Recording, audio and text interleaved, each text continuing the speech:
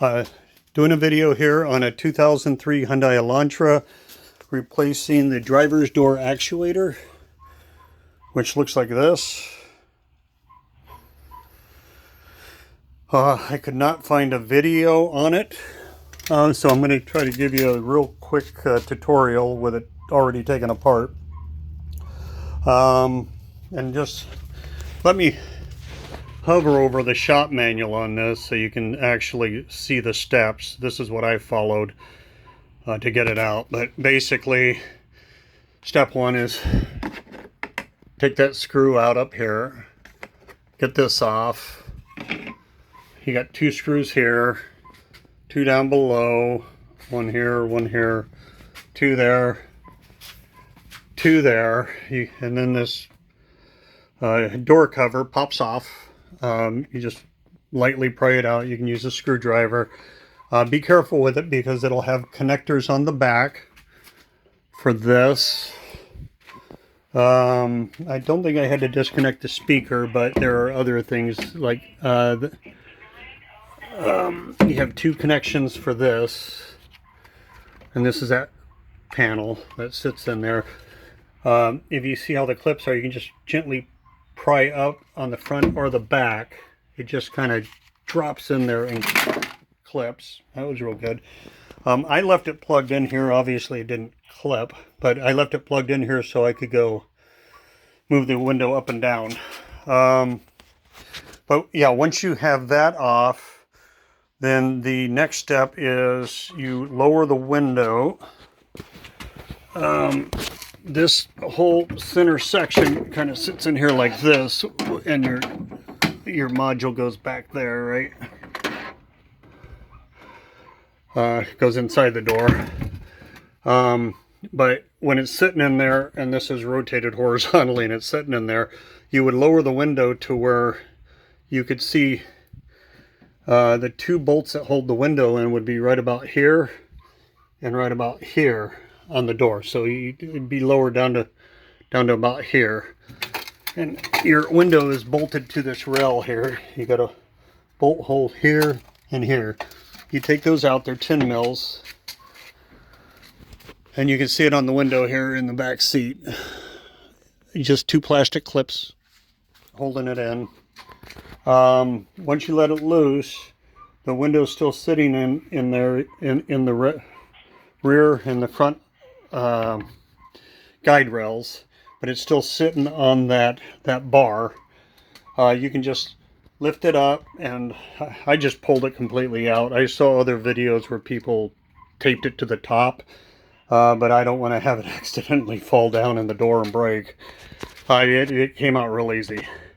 Oh, one other thing here. There's this clip here. This just snaps off. You have to pop this off.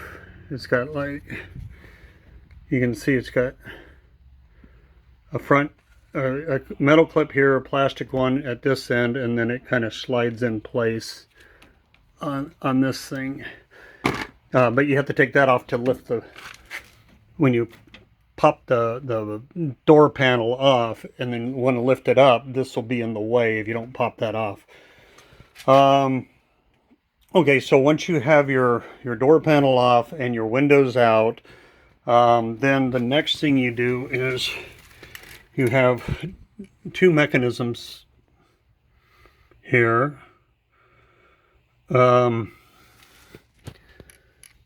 Or two clips you have to take off. One goes up to your door handle, and all you do is, it's got this type of clip here, and you just pry it off. I think I had a better, let me find that. Oh, right here, this is a better one. So I had to take this off too before. This is your inner door handle. It kind of mounts right here. It's half on this piece and half up here, but I can show you right here. Any of these type of connectors, all you do is you flip. Come on, Jeff. You flip it up, and then you push the cable out. So you have to do that up there for this one. For this one on it. And then you have another one for the door lock down here. So this one allows you to lift the handle on the outside and activate this. And then this one here allows you to use, it actually unlocks the door for you. So one opens, the other locks. But you have to disconnect those. And then you got 3 bolts out here. Screws actually, sorry. I used a very big screwdriver. The screws look like this. Is that right? That looks kind of small. Nope, that's them. Yeah. Screws look like that. Take those out, and then I completely you disconnect this from your from this. Pull this off, and it just mounts with this one screw and then slides forward and comes out. Then all these cable connections, you can just squeeze these by hand. You don't need needle nose or anything. You're reaching back behind this while it's mounted. I have it dismounted. I'm not going to flip it again, but you can just reach back behind there and disconnect all these. That way, when you do have it out, you can turn it around or whatever you want without worrying about straining this cable drape. Once you have that cable disconnected, this disconnected, I still haven't disconnected this one here. But disconnect these, get this off. Then you take out 5 bolts, one here, one here. This one's actually a nut. Then you have one down here, and then one over here. This whole thing just comes out, and it just kind of slides out this way. I'm not sure if I mentioned this. It does tell you to take this rail out before you take this out, and it's just a bolt here. Oh, sorry, I got to aim the camera. This mounts in like this. And, yeah, it just bolts through here. And it has this rubber that slides in this channel here. So when you put it back in, when you pull it out, you have to kind of slide it out of the rubber. We're going to have to slide it back up the rubber when we put that back in. After we've put this in, then we would put that in. And then your actuator itself, it looks like it's got a connection, a couple connections back there I'll have to get to. But it just looks like it mounts on 2 screws, and then you get these. Let's rotate this around a little bit. And this is why you just disconnected. Yeah, so these 2 cables here that went up to my door handle and door lock go in here, and I haven't popped this cover off yet, but you can kind of see what's going on there.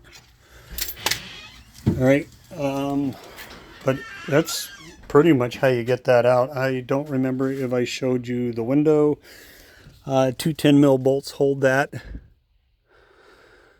You get the other one down there. 2 10 mil bolts hold that to here. This is your window rail.